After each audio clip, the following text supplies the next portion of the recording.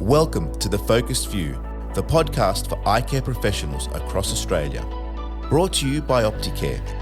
In each episode, we bring together leading eye care, optical and business professionals to share valuable insights, practical tips, and the latest trends shaping the optical business landscape. I'm your host, Michael Nasser, and together we'll explore innovative strategies for practice growth, patient care, and business success in the eye care industry. Whether you're starting your career, managing a practice, or just looking to stay ahead of the field, The Focused View is your source for inspiration and knowledge.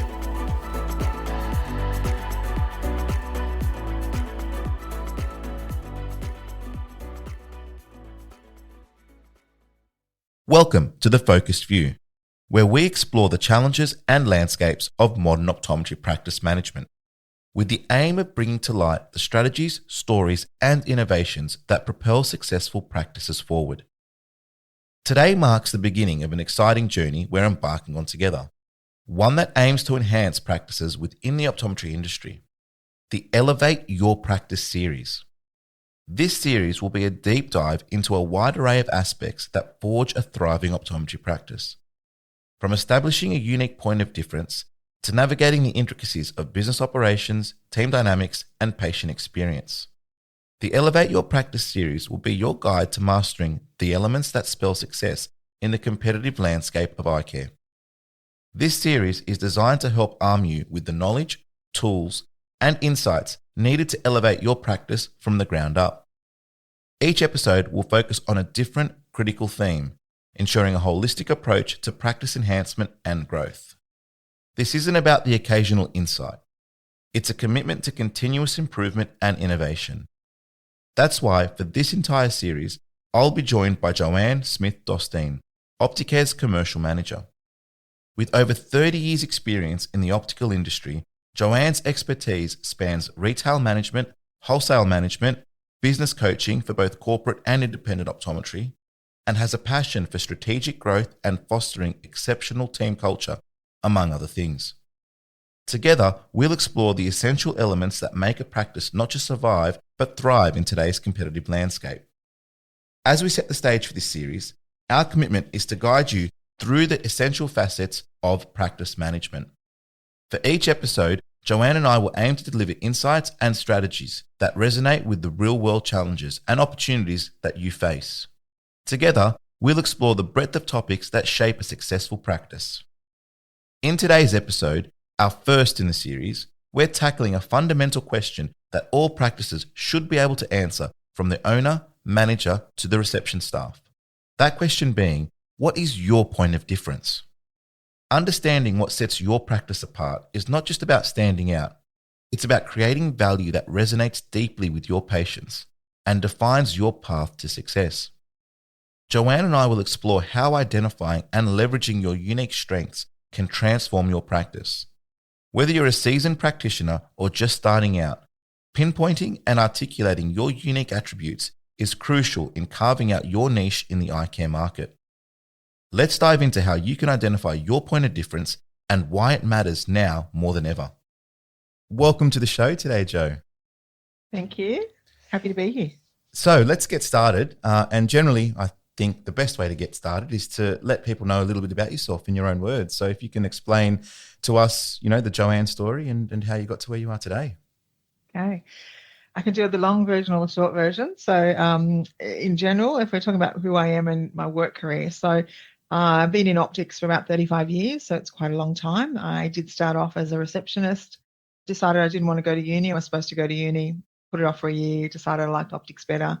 Went on to become a dispenser and have moved along in lots of different roles since then. So I've been really lucky that I worked in independent practices. I worked across most of the corporates. I've done roles across most parts of the industry, so everywhere from wholesale into retail. I've done training, project management for fit outs, been a business coach. I've done lots of areas of the business, merchandising, buying. So it gives me a bit of a broad view. I've also done a little bit of study on top of that. So obviously I'm a dispenser, as I said, so that was the first bit of education I had. I've done lots of courses in my time in corporates. They do lots of little courses along the way, so I've done lots of things there. But most recently I did my master's So I did an MBA, more to pull everything holistically together, made me think a little bit differently in the way I approach things. So it's made a bit of a difference in the way that I work and what I look at now in the roles that I have. So that's a little bit about me and my work. Personally, I have a grandchild. Mm-hmm. She's my joy. We have a boat. We go out on weekends and do that a lot. Do lots of crafts. I love my family, spend a lot of time with them. So my days are full with work through the week and with family and life on the weekends. Yeah, well, it does sound like there's a bit happening there. I just want to touch on something you mentioned briefly. And you said that when you did the MBA, it made you look at things holistically. I guess from the context of an optical space, is that what you were referring to, or is there a broader thing there? Generally in business, I think it made me think of things a little bit differently. I think that I never probably realised the scope of that difference until I got the role at Provision as a business coach, because I always thought that people thought the same way and looked at things the same way. But when I started working with other people and started looking at the way we were, dissecting a business and looking at ways of improving a business, I realized that I look at it a little bit differently. I don't just look at what's in front of me. I pull all the pieces together. So if I'm talking to somebody, and let's take, for instance, now we're in the lens business. Mm-hmm. If I'm talking to a customer about their lenses, I'll also talk about, the team and how the team fit, what sort of skills do they have. I'll talk about, the aesthetics of their business. I'll talk about the general purpose of their business. I'll talk about lots of different areas, because it all pulls back into, in the end, what you prescribe and what a patient walks out with. So it made me look at things, all together rather than just that one piece that was in front of me at the time. Yeah, I think that's really powerful when you can bring that together and understand, in the industry that we're in, and I guess, speaking to the people that we speak to and the people that are perhaps listening to this podcast, it's about more than just a product. The business itself has a lot of moving parts, and you've got to understand those, and you've got to be able to put those together to look at that broader picture. And some can do it naturally quite well, others maybe can't and need some assistance. And so I think to be able to tie that all together is a super powerful thing, and something that we aim to do in this podcast is to help people, I guess, analyze where they're at and perhaps seek that assistance or get that assistance as required. Yeah. So in light of all that, and today, as we know, we're getting into this series that we are starting, which we have called the Elevate Your Practice series. It's obviously something that we've worked on closely, and we're aware about it, and we're quite excited to bring it to the world and bring it to life. I guess as a beginning point, can you explain what is the Elevate Your Practice series, and tell me a little bit more about the concepts behind it from that top level point of view to begin with?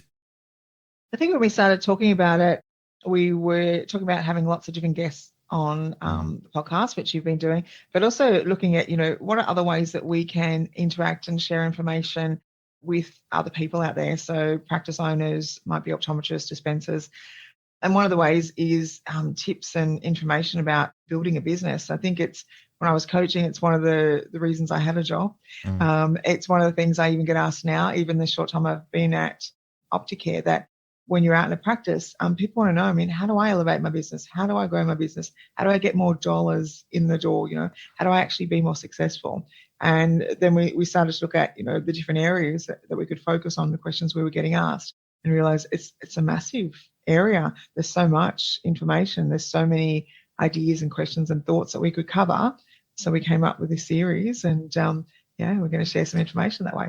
Yeah, absolutely. And again, I think, it's something that, you're very privy of, and you're quite mindful of, and you're aware of. And I think a lot of practice owners and practice managers that are out there probably, especially if, say, they're independent and maybe don't have the support of a corporate structure or perhaps a buying group structure where they are being provided this information quite readily, it being quite available to them. It's something that it's not necessarily available for the general person or the general business owner. And so I think in order for us to put it on a platform like this, it just allows it to be accessible to certain people so they can start to, not necessarily benchmark, but just to consider their business and think of their business in a particular way. Obviously, with the experiences that we have with optical businesses and with the optometry sector, I guess, as a business. So I think I'm pretty excited to do this. So let's. Yeah, that's my love. That. I love it. I can't help myself. I think I had a lot of joy when I did the role at Provision as a coach, and it just stayed with me. So in the roles that I've done since, it's just what I do. I just automatically go into that coach mode and just that, how can I help you? What can we do to help you, improve, get better, do more. So it's something that, I really enjoy. Yeah, and it does tie in everything, the way I think that we're going to approach this. It will tie in all aspects of the business. And as we know, and as listeners may come to realize or already know, the reality is that your business is more than just one or two things. It's a combination of a whole lot of things. And so we're going to try and break those down and put them into little segments. And then, I guess at the end of the series, to be able to piece that all together so that, there is the ability and there is the avenues for people to try and do this themselves if they want to, and if it's something that they're interested in. But also, if not, seek assistance. And whether it's through us or whether it's through other means, there is a lot of support systems out there and structures that people can reach out to. And so obviously, we hope to shed some light on all of that. Yeah. So without further ado, let's start with what we seem to classify our first topic point. And what we like to refer to that as is our point of difference. So can you explain to me what is the point of difference in reference to an optometry practice, and how can we talk about this and understand this? I think in simple terms, it's what sets you apart. It's your unique approach, what makes you a little bit different to another practice down the road. It includes things like, your specialized services, innovative technology. It can be a focus on the patient experience. It can be a niche area such as myopia management or dry eye. It's really the little things that you do that make you different from walking into another store down the road. So why would somebody choose you is, I suppose the answer to your point of difference. Yeah. Some people might refer to it as like your unique selling position, or, that's an American term. I know that sometimes we've got to be sensitive around that, but it's effectively what makes you different. And I guess recognizing and understanding that. And then, and I feel as a foundational point of view in any business, you do need to come to terms with that. Sometimes it's inherent, sometimes it's not. But why do you feel that it's so important? I think it aligns back to every part of your business. It tells the patient what they can expect. For example, how you market, who you market to. It's how you want to be seen. It's what you want people to say about you. It's the fundamentals about your practice more than anything. It's why you're there. It's what you're there for. So it's really important in every decision that you make within that business. So if you understand that and you really drive that point of difference, it helps you to grow your practice the way you want to grow it, because it comes back to what you want to do. Yeah, and I can imagine your 35 years of experience in the optical industry, you would have seen businesses that have probably recognized their point of difference and maybe other ones that haven't been. And I'm just going to take a guess here, but the ones that you've identified that are clear on their point of difference and have embraced it and understood it are probably more successful than the ones that haven't or don't. Absolutely. Yeah. I think anyone, it's like if you're looking at your lot in life, what you want to do in life, once you find the thing that, gets you going, the thing that, gets you up every day, the thing that you get fulfillment out of, you drive that and you're passionate about it. So that's what ends up happening. So in a practice, if you're there as a generic practitioner and you really haven't found that, you're really trying to be everything to everyone. You haven't really focused in on the opportunities and the growth and probably haven't got a lot of success out of it, because you're trying to be somebody who's about price, somebody who's about fashion, somebody who's, doing dry, somebody who's doing this. It's not a focused view at all. Sorry about the pun there, but it's not a focused view. But if it's somebody who actually has looked at that, they understand it, they've built all the pieces that go with it, every decision they make comes back to aligning with that. So it means that they're really focusing their time and their energy on being seen a certain way and achieving a certain result, giving a certain service. So it makes it easier for them to succeed in the long run. Yeah. And I'll touch on it briefly. It could sort of be a little bit more further afield. But one thing that I've heard a lot of times spoken to me is people get worried if I have to niche or if I have to find something that I focus on, am I losing out in other areas? If I find and I pick this, this point of difference that I really want to push and drive, I'm neglecting other parts of the business. And if I do that, am I running the business in the right way? And I guess, to answer that question from how I've understood it over the years, it allows you to focus on one thing, but you invariably get things that come as a side product of that as well. So as long as you're mindful of this being something that you focus on, it's not going to define everything that you do, but it just gives you the focus to do something, and then things that fall around it, generally related to it, allows you to expand the business in other ways as well. So I just mention that because some people might think, oh, if I just focus on one area, then how can I neglect other parts? So do you feel the same way in that regard, or what are your thoughts on that? Absolutely. I suppose it's the way you look at it too. I mean, when we say that you're focusing on an area, it doesn't necessarily mean that you just focus on dry eye and you do nothing else. It means that while you are a generalist in optometry and you're there to look after patients, you also might have a dry eye clinic in there because that's something that you're passionate about, and that'll help drive the business. It might mean that your point of difference might mean you've always got the latest technology. So it might mean that you've always got great equipment in there. You're always going to have the latest testing. You're always going to have the most up-to-date, information and results for somebody. So it doesn't mean you actually exclude everything and just do one little thing. It means that it means that you're actually looking at things in a different way, I think is the best way to say it. Yeah, I think that's a good way to put it too. All right, so obviously, we're harping on here about this whole concept of point of difference and why it's important. How can someone identify what their point of difference is? And maybe we can split this up into two areas. So obviously, let's assume, say, someone's in a greenfield or a new practice or an existing practice. How can we, I guess, in those two instances, start to identify what our point of difference is? I think some people would probably think that greenfield could be really easy or really hard in this space, because if you really know why you want to start a practice, that actually gives you your point of difference to start with. So if you're starting from the beginning and you know what it is and you really wanted to get an optometry and you really want to open a practice because you want to delve into, myopia management, you set everything up around that. So it sort of simplifies it in one respect. But if you're somebody who doesn't know what you want going in as a journalist, it might take you a little bit of time. But I think if you're a new practice, I feel you should take the time to really understand why you want to open a practice. What is it that you're trying to achieve? Find out what that point of difference is and really run with it from the beginning. Makes it easier in the long run. If it's an existing practice and say you have been a generalist and you haven't really, tried to specialize or look at a certain area or, focus on a certain area, and you've always tried to be everything to everyone, but you're starting to understand where you want to go. I mean, that's how you understand what the point of difference is going to be for you. You can build it from there. You might look at what's been successful in your practice. You might look at your results and say, well, I really find that there's a big demographic in this area, so I should really put my focus into that area, and that could be your point of difference. It might be just something that, as time's gone on, something that you really enjoy and you've not really had the chance to focus on it, but you've got a really, quite a good practice. You can then go off and specialize in something. So I think that's probably the way you would look at it, to try and find out what that point of difference is. Yeah, and you've alluded to something there that I wanted to touch on, which is demographics. So alongside your point of difference, what are some other considerations that you should look at when you're at this particular stage? Because as you've mentioned, it could be more than just what you think. There could be analysis of other areas or other things that can help you with your point of difference. So what other things should we consider at that instance? Demographics is one of my favorite things. I do. So look, in everything I've done, I mean, in coaching and what I do now, one of the things I will do when I'm actually talking to a practice and they're looking at, how do I make a change, or, I really want to focus on this, how do I do it? You really need to understand if it's right for your area as well. So demographics are, they tell you the average age in your area. They'll tell you the average income in your area. They'll tell you, all about the health of the people in the area.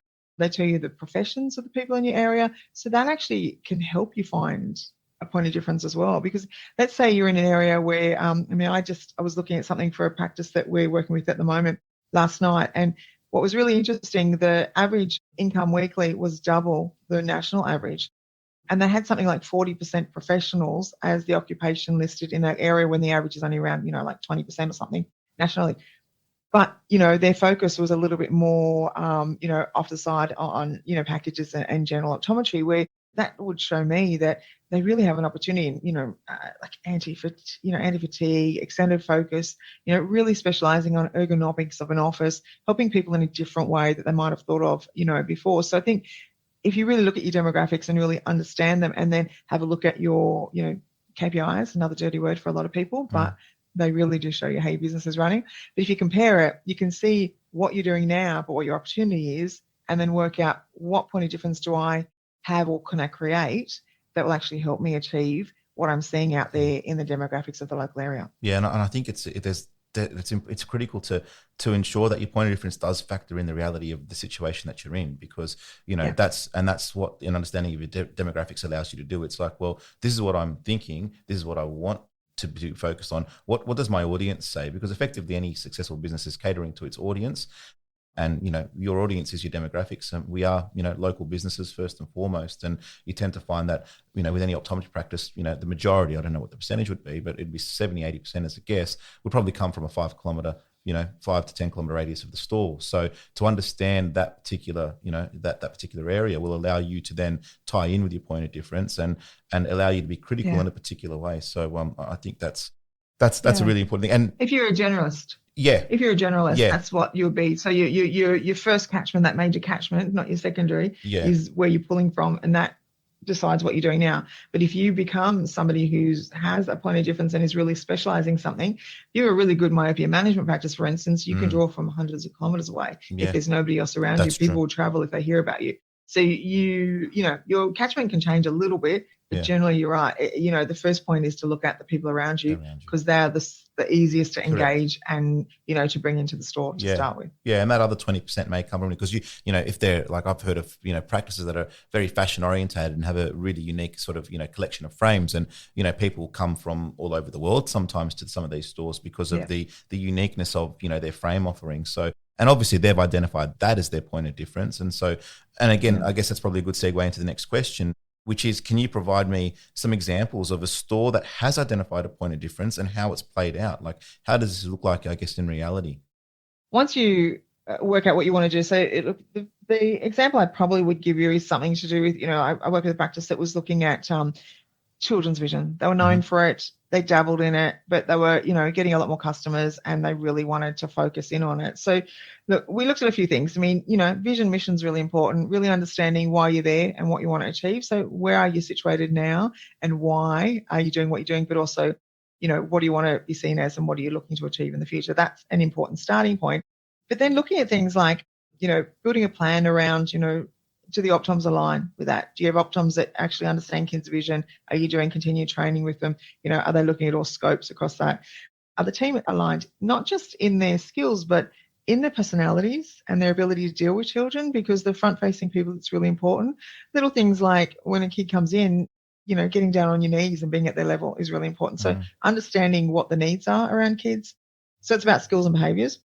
Then looking at things like the designated area for children. So in a children's area, you need to consider the height of the poles being down, chairs, mirrors, all the things you've got for them. You need to have it away enough that it's not going to impact other people in the store, because they're usually a bit louder. They run around a little bit, but you want to make them feel special and make them, it should be bright and it should be easily accessible to them.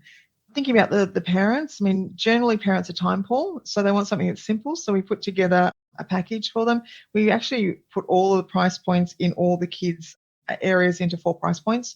So depending on which colour sticker or which row it was on, it meant it fell into 1 of 4 price points, which included the lenses. So it made it really simple. We also let them know that they were all, impact resistant, so they're safe for the kids. We then looked at a program, things like, making sure that you have a good warranty, because the warranty for children is different to what it should be for adults. Making sure you had a replacement option for them. So if they lost them, they damaged them, didn't come under a standard warranty, would you give them a reduced rate in the next pair? Because that's what parents are thinking about. So we really looked at all the ways that you need to think about, what the children want, so they feel really good about coming in and they feel special, but also keeping in mind it's the parents that are helping make those decisions, and how are you helping them, all right? From there, once you put that all together, you create pamphlets, you do all your little health plans and new results, and, really good welcome to practice forms, so you really understand the kids' needs. It just helps drive. I mean, once you do that, parents then talk to other parents. The way most parents will actually, look for an optometrist is the first place they go to is the school and ask the other parents. And then we'll look on Facebook. Are you advertising? Are you showing that you've got a point of difference? What's your experience like? Are you posting things about your patients? Your website, how does that look? Because that's your big converter. Does that have all the information that they need? Does it have good information about kids' eyes? And, what are the differences you need? For instance, from a 5-year-old through to a 10-year-old, what are the needs? I mean, the print becomes smaller. The ability to comprehend becomes different. What are the things we need to consider when we're looking at kids? So having all that information easy for parents to find that really show you really like you're engaged, you really are part of this will make a big difference. Yeah. And just in that practice, Ajib. Yeah, I can imagine, because I'm just, listening to it.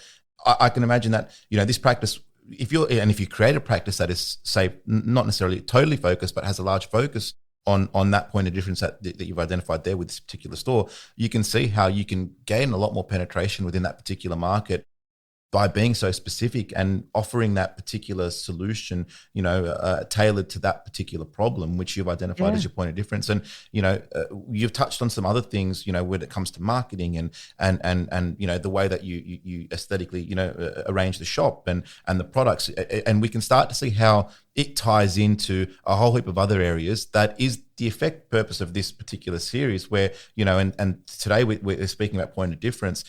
But obviously in the coming, weeks and months, we're going to be talking about other facets of the business that you need to consider. And it all ties in. And this is why I feel this is a foundational topic, because once you identified this, then it sets the path for other activities that you're going to do in the course of your business to help promote and, push your business, I guess, along in the right way. So I totally see how important this is and why it's so critical. And it's one of the things why we're talking about it, first and foremost. Yeah, I think it's a starting point for any practice. It's, knowing why am I here, but what do I want to do? I mean, what is the fundamental, reason that I started a practice and that I want to, test eyes and sell glasses, right through to, how do I want to be seen? What is it I'm aiming for? What is that, 5-year plan? And, how am I going to achieve it? You need some sort of foundation that you pull everything back into. So every decision you make, everything that you're thinking about doing, does that align to what you're thinking about, which is in that vision and mission, and, looking at the foundations and, and looking at your point of difference. Does it align to that? And if it doesn't, should I actually do it? It helps you to be a bit clearer in decision making and, where you're traveling and what you need to do to get there. Yeah. And I guess opening this up to the audience, we are totally open to any thoughts or suggestions that you guys might have, or if you've got any particular questions, you can reach out to us and expand on any thoughts that we have or seek some advice or some assistance with this regard. But more importantly, this is as I've mentioned a few times, this is the start of a series of us looking at, parts of your practice. And so definitely stay tuned for what's coming forward, because you will, hopefully learn something, and hopefully today is a good example of that. In reflection, Joanne, today, I guess with the conversation that we've had, which I've loved, and it's been great to sort of talk about these really what would appear to be potentially simple things, but really sort of critical and important things for practice. What are some of the key insights you hope that our listeners will take away from today's conversation? I think one key thing that I always try and drive with people is in point of difference. We always talk about, an area of the business or something we're trying to achieve. One thing you need to consider is you and your team. They can't get that down the road. They can't get the experience, the culture, who you are. So that's a key component. So that's why when I talk about behavior before, bringing the team along for the journey, making sure that they are empowered and they know what you're trying to achieve, and they have buy-in in what you want as your point of difference is really important. So I think that's one key. I think the other thing is stuff like this takes a bit of time. It's not something that happens overnight. But once you do it, once you build, vision, mission, and values is another thing that I would always throw into the mix, because the values are really the rules of engagement. They're what makes your team accountable. It actually builds the culture, the rules, the morals, the ethics of your business. If you tie all that in together and everyone in the practice is aligned, it'll actually help you achieve it, but it does take time. So make sure you've got a bit of time to do something like this, but should be the key starting point, I think, for everything is, considering what that point of difference is and where you want to go. And I guess it can be a starting point, or it also could be a review point. So if you're already established, it could be like, I might need to check in with this now, listening to the discussion that we've had today. Maybe I need to sit down and actually map it out if I don't already know what it is. And there are probably going to be some businesses that obviously are already down the path of knowing this, but I'm sure there are a lot more businesses out there that haven't really identified with it and have been practicing for a while. And it's like, well, let's do a little bit of a retake here and see where we end up. But Yeah, I'm really excited for the upcoming series. I'm really excited for the things that we're going to be talking about in the coming weeks and months. I know what we're going to be talking about, and I feel like there's going to be a lot of gold there for our listeners. So if you're listening and you found this enjoyable, please share it with your colleagues, share it with your friends, anyone else who you think may be interested. Joe, thanks so much for your time. I really appreciate it. I look forward to discussing more topics and more items, but this is just the start. So yeah, thanks so much, and looking forward to it. Thanks for letting me take part in it. You know, I love chatting. As do I. Don't worry. All good. All right. See you later. Bye. Thank you. Bye. Thank you for joining us on The Focused View, proudly presented by Opticare. It's been our privilege to share the insights and stories that resonate deeply with the eye care community. We hope today's episode has not only inspired you, but also armed you with the practical strategies and innovative ideas to help you enhance your practice and professional journey. If you found value in our conversation, we'd be grateful if you could leave us a 5-star review on your preferred podcast platform. And share this episode with your colleagues. It helps us reach more eye care professionals like you and grow our community of visionaries. Stay connected by subscribing to The Focused View and visiting our website www.thefocusedview.com.au for additional resources and episode summaries. We look forward to your company again in our next episode. Until then, keep focused. I'm Michael Nasser. Bye for now.